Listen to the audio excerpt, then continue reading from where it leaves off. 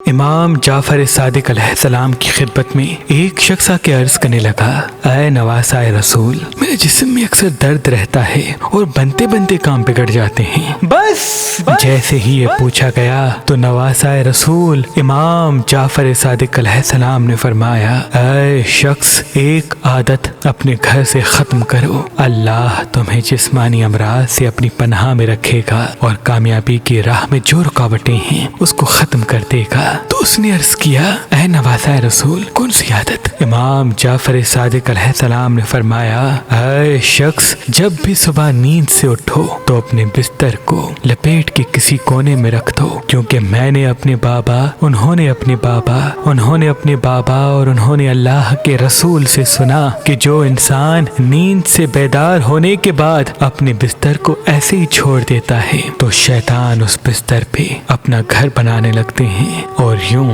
جب رات کو پلٹ کے پھر اسی بستر پہ انسان سوتا ہے تو وہ جسمانی اور روحانی امراض میں مبتلا ہوتا ہے، اور یوں اس کے کام بگڑنے لگتے ہیں، اس کی صحت دن بدن پست ہونے لگتی ہے۔ تبھی نیند سے بیدار ہونے کے بعد اپنے بستر کو لپیٹ کے کونے میں رکھ دو، اور جب رات کو بچھاؤ تو اللہ کا نام لے کے بستر بچھاؤ، اس پہ جب تم آرام کرو گے تو اللہ کی رحمت تم پہ برسنے لگے گی، اور یوں تم جسمانی امراض سے اللہ کی پناہ میں رہو گے، اور کامیابی و کامرانی کی راہ اللہ تمہارے قریب کر دے گا۔